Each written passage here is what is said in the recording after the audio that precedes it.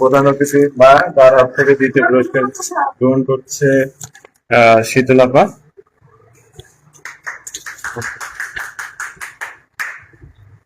এখন শীতল আপার মুখ থেকে যে টপিকটা দেওয়া হয়েছিল, নিজের পরিচয় এবং কলেজ জীবন, পড়াশোনা এবং কিভাবে পড়াশোনা করলে উপকৃত হওয়া যায়।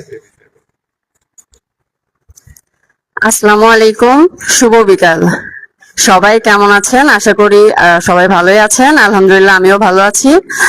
আমি প্রথমেই ধন্যবাদ জ্ঞাপন করতে চাচ্ছি আমাদের স্যার জাবিদ স্যারকে। জাবিদ স্যার পরিচালিত জব মিশন মাগুরা কে আমাকে আজকে আপনাদের সামনে কিছু বলার সুযোগ করে দেওয়ার জন্য। আমি হুমায়রা শীতুল, বাসা পার্নান্দোয়ালি মাগুরা।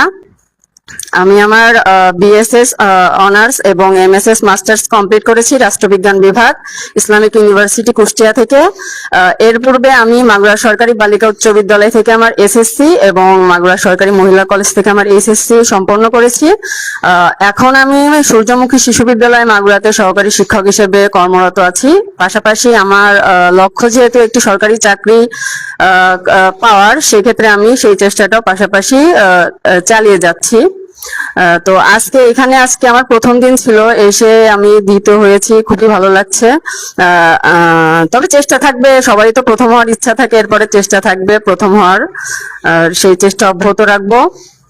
এবং আমার পড়াশোনার বিষয়টা যদি বলি, এখন যদিও চাকরির পাশাপাশি খুব একটা পড়াশোনার সুযোগ পাওয়া যায় না, বা যেটুকু সুযোগ পায় অলসতায় হয়ে ওঠে না। তবে আগে যখন আমি পড়াশোনা করতাম, আমার মনে হয়েছে চাকরির পরীক্ষার মূল বিষয়টাই হচ্ছে প্রথমে বিগত সালের প্রশ্নগুলো সুন্দর করে বুঝে পড়ে নেওয়া। বিগত সালের প্রশ্নগুলো যদি আমরা বিসিএস হচ্ছে প্রাইমারি নিবন্ধন যদি সুন্দর করে পড়ে নিতে পারি, একবার পড়া শেষ হলে আমরা বুঝতে পারবো আসলে চাকরির পরীক্ষায় কোন বিষয়গুলো থেকে প্রশ্নগুলো আসে। এরপরে ওই বিষয়গুলো ধরে ধরে আমরা বিষয়ভিত্তিক বই থেকে সুন্দর করে অ্যানালাইসিস করে পড়বো। এবং আমিও এটাই করি, মানে যখন আর কি পড়াশোনা করতাম।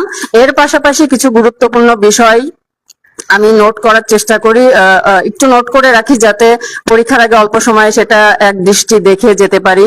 আমি এই জিনিসটা করি। এবং আমার হচ্ছে খুবই মানে মুখস্থ করা খুব একটা মনে থাকে না, অনেক ইফোর্ট দিতে হয়। এই জন্য আমিও আমার আগের প্রার্থী বিথি যেটা বলে গেলেন, আমিও একটু লিখে লিখে পড়ার চেষ্টা করি। মানে পড়ছি সেটা আবার একটু খাতা কলমে একটা বানান পড়লাম, আমি একটু লিখে ফেললাম, এইটা আর কি করার চেষ্টা করি। তা আমি মনে করি যে সকলেই বিগত সালের প্রশ্নগুলো পড়ার পরে সেগুলো অ্যানালাইসিস করে টপিক ভিত্তিক যদি আমরা আবার বই থেকে পড়তে পারি, তারপরে একটু কিছু নোট রাখি এবং লিখে লিখে পড়ার অভ্যাস করলে ইনশাল্লাহ সবাই সাফল্য অর্জন করতে পারবো। সবাই আমার জন্য দোয়া করবেন। থ্যাংক ইউ সবাইকে। শীতল আপাকে, আপা ওইখানে বসে। খুব সুন্দরভাবে তিনি গুছিয়ে কথা বলেছেন।